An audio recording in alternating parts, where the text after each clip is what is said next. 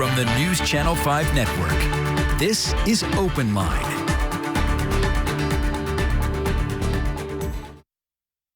Hello, everyone. Welcome to OpenLine. Glad you're with us tonight. I'm excited about our conversation. We are asking the question, who are some of the important women in the history of our city and in the history of our state? Who are women that help shape what has made us who we are? And we are talking about that because this is Women's History Month. We certainly want to hear from you, but I'm very happy to have with us a historian, Dr. Carole Bucy. Dr. Bucy, thank you so much for being with us. My pleasure. You're with Vol State, but you've been on for a long time, and it's great to have you here. And there's so many ways to start this. We're going to encourage people to call in with, people they may think, and we'll kind of go through some people. But let me start with this question. Okay. Why do you think we don't know more about women's history in our state and in our city? Why don't we know even more than we do? We were hidden right there in plain view since the beginning of time. And one of the reasons that the history books up until the late 70s and early 80s had so few women in them was because women have always worked collaboratively rather than competitively. And I think that's an important point for your audience to understand. Men in the history books were always either climbing the ladder of success, moving higher and higher in political realms, or in the military, moving from rank to rank. And so the people showcased in the history books of the United States, and certainly Tennessee, were politicians and military men. Military men who won battles and did very heroic things.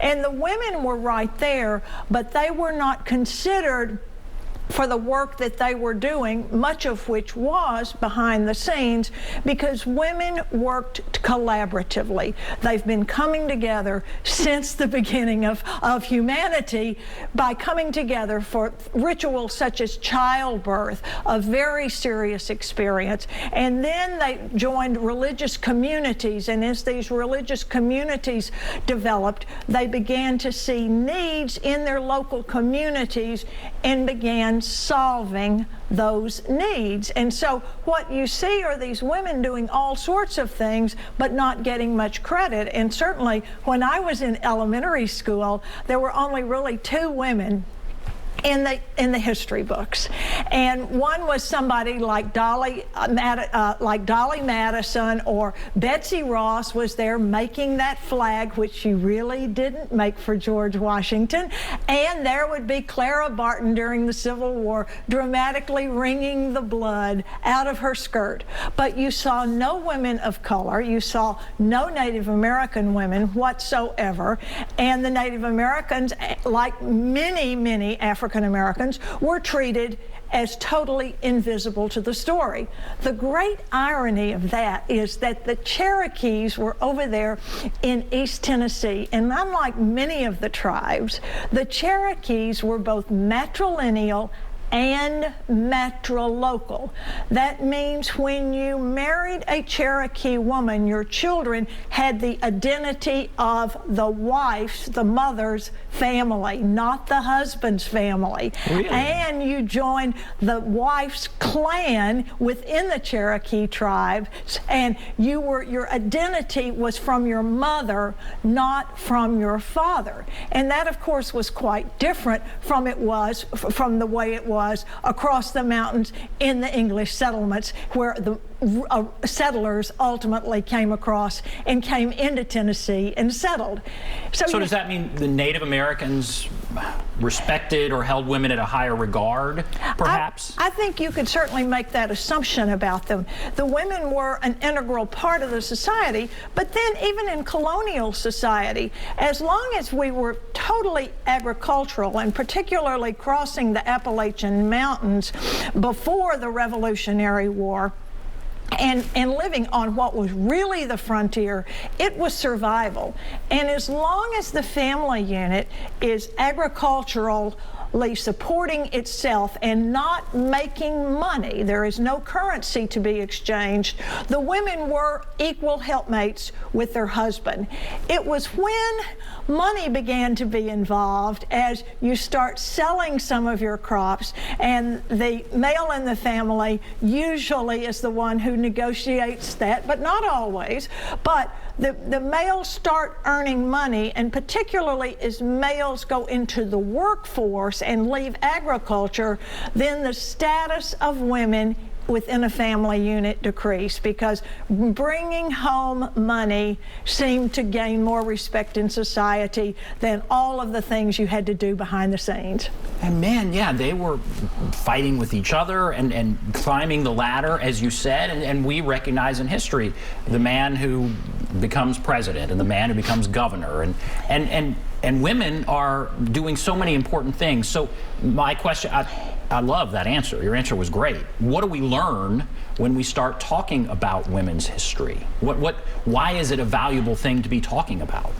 Well, precisely because women worked together. They weren't quite so competitive, and they were solving problems that needed to be solved. For example, you have a place like Nashville. It's a frontier town. Tennessee has become a state, and after the War of 1812, Nashville really starts booming.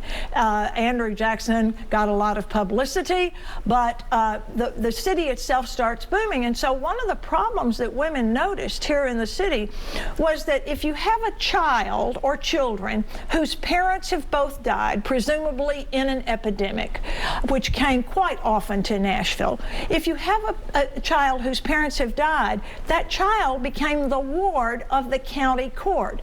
And what the county court essentially did with these children was to place them somewhere where someone needed some extra hands, labor. In some situations, a mother had died and a father was left with several children, and he would take in one of these children, and in some situations the children were worked as hard and treated almost as badly as enslaved people were. And so these women began to think about this problem, and this is not right. These children need to be children. They don't need to be laborers on somebody's farm or in somebody's house caring for their children. And so they formed the Protestant Orphans Asylum. When they realized that women here in Nashville who didn't have a family but were grown women had the only way they could support themselves with prostitution, they formed the Protestant House of Industry, which was a residential facility that was supposed to bring women out of prostitution and provide them some skills that they could use to have other lines of work.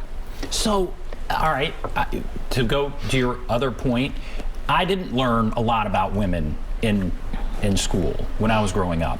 Do you think, now we have Women's History Month and this kind of thing, do you think that's changing? Do you think, and you've explained why it's important, but do you think kids today are learning more about women, and that going forward we're going to learn more about women, or we're not there? I think the textbooks have done a very good job of including all groups that have been underrepresented in textbooks. And really this began with the civil rights movement, because although colleges like Fisk University had had African American history since the beginning of the university, other colleges had not bothered with a course of that nature. And so African Americans, primarily led by the civil rights leaders, and there were a lot of women in the civil rights movement, they began saying we need more representation in the history books. And so consequently you see a lot of groups that were underrepresented taking their lead from the people who in the civil rights movement were saying we need more representation. We were right there from the beginning of the country. We need more representation. And so women followed suit, Native Americans followed suit, people with disabilities followed suit. All of these people have taken the lead from that. And so I think you see a much more heterogeneous coverage of all of the people that made up what we call the melting pot. Whether that's accurate or not is a discussion for another day, perhaps. But all of these people that were underrepresented are well represented in the books. However, teachers teach generally what they learned back when they were in school.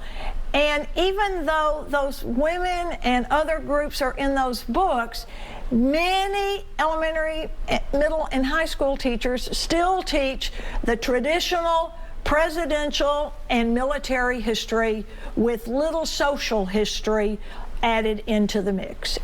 So this question, I wonder, how do I even get into this? And I love again everything you've just said. What do we name some people that stand out to you as far as history is concerned? I mean, so maybe women that were swept under the rug or something like that. But as we kick off this conversation about women in history in Tennessee, women in history in Nashville, who are some that kind of stand out to you? All right, I'm going to just give you some names here. And this is kind of a hodgepodge. They won't necessarily be in chronological order, but you can pick and choose which ones catch your interest. First of all, we have Sally Thomas. Now, Sally Thomas now has a historic marker here in downtown Nashville, but nobody really paid any attention to her until the marker came up, and her story is still very unbelievably new to people. Sally Thomas was brought here as a slave with 2 sons after her owner in Virginia had died. She, I think, was inherited by a brother. She comes here, and as was the case in Nashville, a lot of enslaved people, both male and female alike, were allowed to work outside the residence of their owners if there was no work in the residence to do, or in an agricultural setting. They were allowed to work in a town like Nashville, for example, and earn money on their own, of which they could keep some of it and the owner would get some of it. So really, so just so I understand that, so someone, if there wasn't work on a farm, they could go into town, get a job, and they could keep some of the money, and they'd have to give some, I guess, to their owner. Right, and some of these were people who lived right here in Nashville, and they had more domestic slaves than they needed. Right. And so they would frequently do this. So here is Sally Thomas, and she's very enterprising, and you can imagine that she is really quite an insightful woman. She was able to understand the situation. And so she has these 2 little boys, and she is allowed to open a laundry, and she actually has her own building. She's very thrifty and saves her money, and of course her ultimate goal is to save enough money to have to buy her sons freedom, so that the greatest fear for an African-American woman in a place like Nashville was that the owner would decide to sell these boys, especially that are 12, 14, that look like really strong laborers, to sell them down south in what we now refer to generally as work camp plantations, where the owners do not live on the plantation. They live here in Nashville in many, many cases, and these enslaved places only have an overseer. And so when the family is not present, the slaves are treated much worse on a work camp plantation, with the overseer weighing the cotton every day, and if you picked less today than you picked yesterday, you're not going to get your supper, or you're going to be punished. And so there is just literally working this machine to death. And that was a mother's greatest fear, that one of her children, and this could be true of female children as well, could be sold down south. And that was their greatest fear. And there were people in Nashville who had plantations across the Mississippi River in Arkansas. And there were people in Nashville, including President James K. Polk, who had a plantation down in Mississippi. And there were enslaved people down there, but I doubt that either of the Polks ever visited that plantation down there, because they went to Washington. Right. And so here you've got Sally, and she's got these children, and then, wouldn't you know it, she gets pregnant again, And this time it's by a very well-known Nashvilleian who ended up being appointed to the Supreme Court by President Andrew Jackson. And so this third child is alleged to be the child of this former deceased now, needless to say, United States Supreme Court Justice. Wow. Okay. And so she wants these three boys more than anything to not have to be sold down south, and she saves her money up. And so when it looks like that there's going to be a change of ownership of her and her sons, she negotiates with Ephraim Foster, who was a well-known politician here in town, and he loans her enough money to buy one out of slavery. One runs away and is successful in running away. And the story is quite remarkable. And no one knew it until about 25 years ago, when a professor at the University of North Carolina and one of his graduate students dug all of this information out about her. And she lived long enough to buy herself out of slavery, but then she died. And so but she was successful in seeing that all of her sons were free before the Civil War. It's a remarkable story. That is an amazing story, and I don't know anything about that. That's astounding. That's an amazing story. And are you saying she was only able to buy one of her kids? No, she did one at a time. So she did one at a time, right. And they did all three get out. She got her sons out, and there's a lovely little book about that. I'll send you the bibliographic information. Oh, my goodness. See, this is why I love history. I mean, what an amazing story. Right there, that's a fascinating story. And that happened right here in Nashville. It happened right here in Nashville. All right. Well, that kicks off. That sets the table for our discussion right there. Women's History Month, talking about the people that shaped our city, our state. So many fascinating stories. Want to hear from you if you want to call in. There's the number 615-737-PLUS, 615-737-7587. Take a break. Be back right after this.